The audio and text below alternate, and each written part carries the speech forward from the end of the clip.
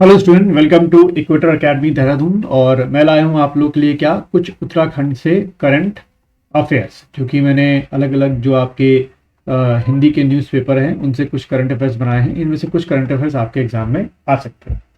चलिए शुरुआत करते हैं। सबसे पहले तो आज के सभी अखबारों में क्या रहा, ड्रोन नीति से निवेश, रोजगार की नई ऊंचाइयां छुएगा उत्तराखंड। तो राज्य की ड्रोन नीति में केंद्र के नियम भी किए गए हैं शामिल। ठीक है, तो सेंट्रल के जो नियम्स हैं, जो सेंट्रल के रूल्स एंड रेगुलेशन हैं, उनको भी एड ऑन किया गया है। और फिर हमारे यहाँ क्या बनाया गया है, ड्रोन कॉरिडोर जो है वो हमारे यहाँ बनाया गया है। और इस ड्रोन कॉरिडोर में अप्रोक्स हमने 1000 करोड़ रुपीस, 1000 करोड़ रुपए का जो निवेश है उसका टारगेट हमने रखा है। ठीक, और उम्मीद यह है कि इससे लगभग 10,000 लोगों को जो है हमारे यहाँ क्या मिलेगा बच्चों, रोजगार मिलेगा। ठीक है, और 10,000 में आप मान सकते हैं कि इसमें डायरेक्टली और इनडायरेक्टली जो है लोग जो हैं वो इसमें शामिल होंगे।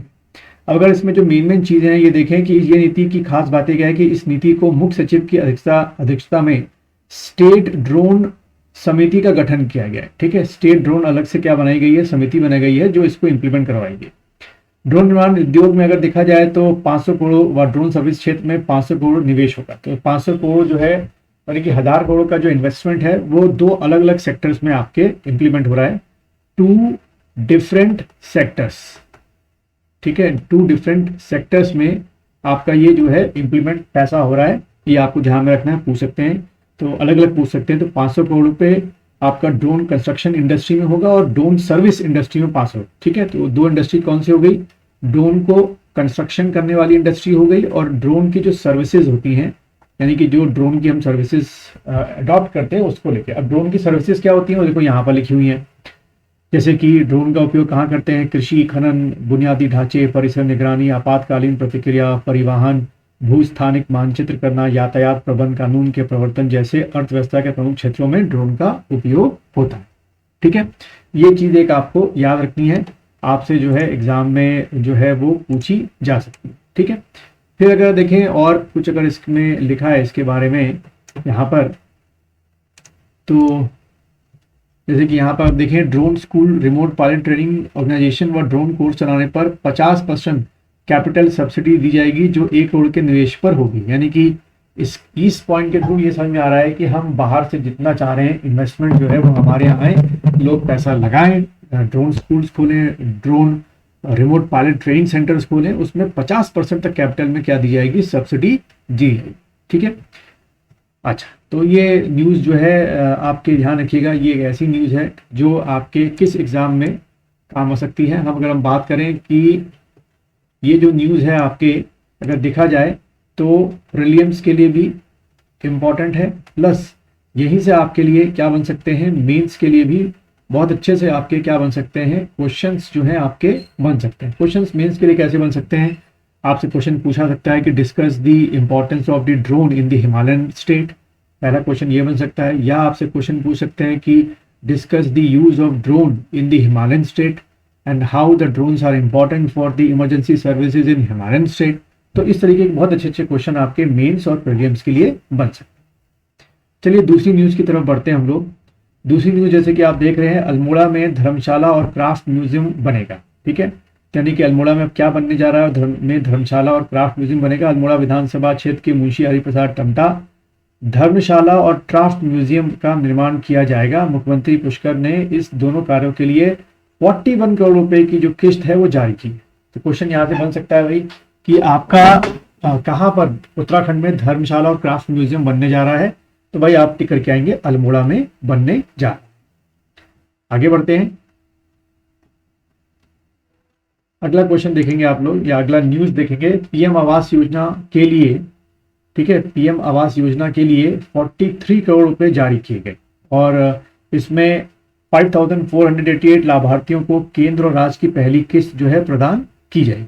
ठीक है, तो ये जो पीएम आवास योजना है हमारे यहाँ लगातार बढ़ते जा रहे हैं। इसमें आपसे ये जो फिगर है बच्चों, है ना, वो आपसे पूछी जा सकती है बस। अच्छा, उसके बाद अगला देखें न्यूज में तो आपका क्या रहा, काशी विश्वनाथ महाकाल की तर्ज पर हरिद्वार ऋषिकेश गंगा जो कॉरिडोर है वो बनाया जाएगा। यानी कि हम लोग जो है वो और अच्छे तरीके से यहाँ पर जो कह सकते हो जो रिलीजियस टूरिज्म है, ठीक है, उसको हम लोग बढ़ाने के लिए इसको इन दोनों की तर्ज पर, काशी विश्वनाथ और महाकाल की तर्ज पर हम लोग क्या कर रहे हैं, इनको डेवलप कर रहे हैं। तो देखिए अगर देखें यहाँ पर क्या लिखा हुआ है, काशी विश्वनाथ और महाकाल की तर्ज पर अब हरिद्वार गंगा कॉरिडोर बनेगा। इन दोनों का प्लान बनाने वाली कंपनी को ही गंगा कॉरिडोर का मास्टर प्लान बनाने के लिए चयनित करने पर कैबिनेट ने अपनी मोहर लगा दी। यानी कि जिस कंपनी ने आपके कहाँ पर काशी विश्वनाथ और महाकाल में बनाया है कॉरिडोर, वही कंपनी यहाँ पर जो है काम करेगी। अच्छी बात है, उसका एक्सपीरियंस है। और डॉक्टर एस संधू जो मुख्य सचिव हैं, बताया कि हरिद्वार और ऋषिकेश शहर का पुनर्विकास विकास किया जाएगा। इसके लिए हरिद्वार ऋषिकेश गंगा कॉरिडोर परियोजना तैयार की जाएगी।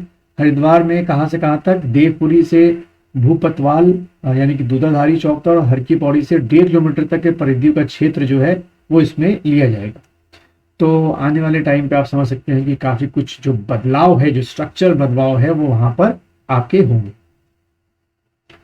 और यहीं से सब न्यूज जो है आपको यहाँ पे दिख रही होगी कि रुद्रपुर के बागवाला गांव में प्रधानमंत्री आवास योजना के तहत, ठीक है, 1872 आवासों का निर्माण होगा। तो ये ध्यान रखिएगा, वो कौन सा गांव है आपका, बागवाला गांव है, जो कहाँ पर हो गया, रुद्रपुर में का हो गया, जहाँ पे पीएम आवास योजना को जो है इम्प्लीमेंट अच्छी तरीके से करवाया जा रहा है। चलिए आगे बढ़ते हैं। अगला न्यूज है राष्ट्रीय खेलों के लिए हाई पावर कमेटी। जैसे कि हम जानते हैं कि अगले साल होने वाले 38th राष्ट्रीय खेल जो है वो हमारे उत्तराखंड में प्रपोज हैं। तो यहाँ से क्वेश्चन क्या बनेगा कि 38th जो आपके नेशनल गेम्स हैं, ठीक है, वो उत्तराखंड में कब प्रपोज हैं, तो 2024 में प्रपोज है। अब यहाँ भी एक लंबा सा क्वेश्चन मार्क ले लेते हैं, क्या ये गेम हो पाएंगे, तो हम बात की बात करेंगे।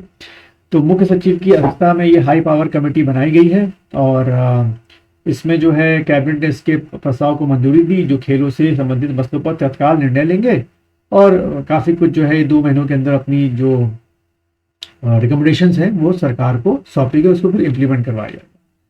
अगला अगर हम देखें कि मैदान की तुलना में पहाड़ों में निवेश के लिए ज़्यादा सब्सिडी दी जाएगी, ठीक है, भाई कोई आने को तैयार ही नहीं हो रहा है। अब आप ये भी देखिए कि हमारे 13 डिस्ट्रिक्ट में से अगर हम देखें तो 3 डिस्ट्रिक्ट जो हैं आपके वो लगभग प्लेन के अंदर में आते हैं। बाकी जो आपके 10 डिस्ट्रिक्ट हैं वो पहाड़ी क्षेत्रों में है, पूरी तरीके से पहाड़ी क्षेत्रों में है। और ये 13 में भी अगर देखें, जैसे देहरादून में भी कुछ पहाड़ी क्षेत्र है ना, देहरादून में आपका चक्राता वाला हो गया, त्यूनी वाला इलाका हो गया, पहाड़ी क्षेत्र है। अगर हम प्योर प्लेन की बात करें मोटे मोटे तौर से, तो आपके हरिद्वार और उधम सिंह नगर है। बाकी 13 डिस्ट्रिक्ट, बाकी के 10 डिस्ट्रिक्ट जो है प्योरली पहाड़ी क्षेत्र हैं। और पहाड़ी क्षेत्रों में निवेश भी इतने साल होने के बावजूद भी, चाहे वो कोई भी सरकार हो, इन्वाइट नहीं कर पाई। तो फिर अगर हम देखें यहाँ से न्यूज से, यहाँ पर क्या लिखा हुआ है, प्रदेश में सूक्ष्म लघु एवं मध्य उद्योगों में, यानी कि माइक्रो, मैक्रो और ये स्मॉल आपकी हो गई, यानी कि MSMI, ठीक है, MSMI micro small medium industry जो है कि नीति को मंजूरी दे दी है। इससे पहाड़ों में लगने वाले उद्योग के लिए मैदान की तुलना में अधिक सब्सिडी दी जाए। तो हो सकता है कि MSME में या MSMI में हाई अमाउंट ऑफ क्या देने से, सब्सिडी देने से शायद इंडस्ट्रियल जो है वो पहाड़ों में क्या लगाएं, इंडस्ट्री लगाएं। लेकिन बात वही होगी कि अगर कनेक्टिविटी अच्छी नहीं होगी रोडों के थ्रू, रेल के थ्रू, तो शायद ही इतना इन्वेस्टमेंट हमको देखने को मिले, ठीक है। और अगर हम बात करें कि इसके लिए सरकार ने क्या किया है, यहाँ से आपसे क्वेश्चन पूछ सकते हैं कि सूक्ष्म उद्योग में पूंजी निवेश के लिए 1 करोड़ रुपए माइक्रो इंडस्ट्री में, और लघु उद्योग के लिए 1 से 5 करोड़ रुपए, और मध्य में 10 से 50 करोड़ की निवेश की सीमा निर्धारित की गई है, ठीक है। तो ये जो डाटा है ये आपसे इकोनॉमिक्स के जो आपके MCQ क्वेश्चन है उससे पूछ सकते हैं कि लघु के लिए, सूक्ष्म उद्योगों के लिए, माइक्रो के लिए कितना पैसा किया गया डिसाइड, 1 करोड़ तक, और माइक्रो है ना, और लघु के लिए 1 से 5 करोड़, ठीक है। तो 1 करोड़ को आपको याद रखना है, फिर 1 से 5 करोड़ का स्लॉट आपको याद रखना है, और 10 से आपके 50 करोड़ का आपको स्लॉट तैयार रखना है, ठीक है। इसी बेसिस पे आपके ये डिवीजन इंडस्ट्रीज का किया जाता है, ठीक है। तो फिर से रिपीट कर देता हूँ, 1 करोड़, 1 से 5 और सीधा फिर 10 से 50 करोड़ रुपए। और निवेश के लिए हमारे यहाँ जो है वो क्या बनाई गई है, श्रेणी क्लासिफिकेशन किया गया है, ठीक है, क्लासिफिकेशन भी किया गया है। और जैसे कि आप देख रहे हैं ए श्रेणी में जो है, अगर आप यहाँ लगाते हैं पिथौरागढ़, उत्तरकाशी, चमोली, चंपावत, रुद्रप्रयाग, बागेश्वर, ये सबसे अंदर के डिस्ट्रिक्ट हैं। बी श्रेणी के आपके आपको दिख रहा होगा यहाँ पर सी और डी। खैर ये ए और बी सी डी करके तो इतना डिटेल नहीं पूछेंगे, हाँ लेकिन ए श्रेणी वाले पूछ सकते हैं आपसे। चलिए अगला देखिए क्या है, दुनिया की सबसे ऊंची सड़क पर दौड़ाई बाइक। दून के युवा भुवन्य मल और ऋषिका शर्मा, ठीक है, ने दुनिया के सबसे ऊंची सड़क पर यानी कि लेह लद्दाख के उमलिंग ला पास मोटरबेल पास पर बाइक दौड़ाकर एशिया बुक ऑफ रिकॉर्ड में अपना नाम दर्ज कराया है। दोनों दावा है कि वे कारनामा करने वाले वे सबसे कम उम्र के बाइकर हैं। और अगर बात करें इनके रहने की तो डालनवाला निवासी 23 वर्षीय श्रीका ने बताया कि उन्होंने 14 दिन किलो और 1234 किलोमीटर का सफर तय किया। बता दें कि उमलिंगला पास 19,000 फीट की ऊंचाई पर है। इससे पहले ऋषिका और भुवन ने बाइक राइड में कई पुरस्कार जीते हैं। तो एक तरफ युवा नौकरी के पीछे भाग रहा है जो मध्यवर्ग को छूता है, और एक तरफ युवा जिनके पास हैं अच्छे खासे बेसमेंट, वो ये वाले भी कारनामे यानी कि ये वाली अचीवमेंट भी करते रहते हैं। दोनों अपनी जगह सही हैं। आगे बढ़ते हैं। चलिए तो ये था मेन न्यूज़ जो मैंने आपको छाट दिया है, और यही पूरा जो न्यूज़ है वो आपको मेरी ऐप पर भी मिल जाएगा। ऐप पर इसकी PDF फाइल मिल जाएगी, और मेरा जो टेलीग्राम चैनल है उस पर भी मैं ये ऐप जो न्यूज़ है PDF फाइल वो अपलोड कर देता हूँ।